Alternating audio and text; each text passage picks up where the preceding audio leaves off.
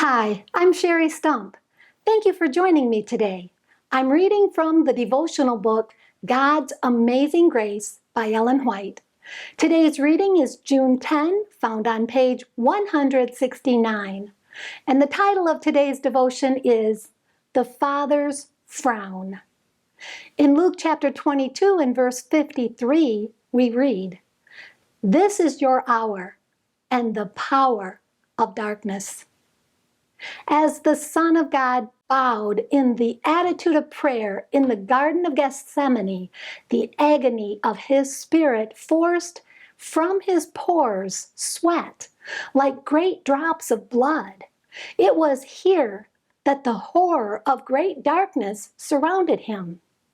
The sins of the world were upon him. He was suffering in man's stead as a transgressor of his Father's law. Here was the scene of temptation. The divine light of God was receding from his vision, and he was passing into the hands of the powers of darkness. In his soul anguish, he lay prostrate on the cold earth.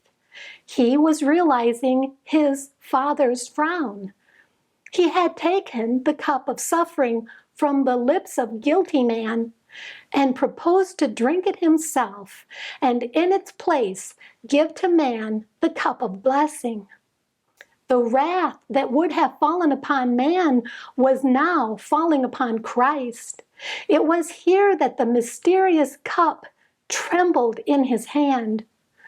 Jesus had often resorted to Gethsemane with his disciples for meditation and prayer. Never before had the Savior visited the spot with a heart so full of sorrow. It was not bodily suffering from which the Son of God shrank. The sins of a lost world were upon him and overwhelming him.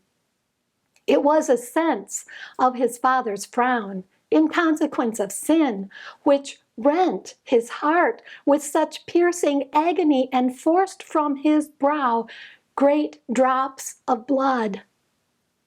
We can have but faint conceptions of the inexpressible anguish of God's dear Son in Gethsemane as he realized his separation from his Father in consequence of bearing man's sin. He became sin for the fallen race. The sense of the withdrawal of his Father's love pressed from his anguished soul these mournful words, "My soul is exceeding sorrowful, even unto death." Matthew 26:38. The divine Son of God was fainting, dying. The Father sent a messenger from his presence to strengthen the divine sufferer and brace him to tread the blood-stained path.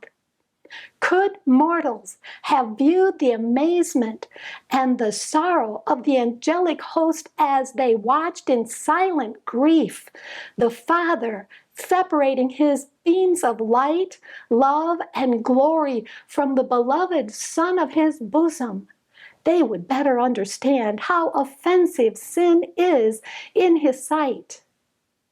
Thank you for being with me today.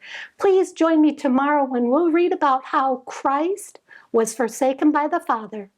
And may God bless you abundantly above all you can ask or think.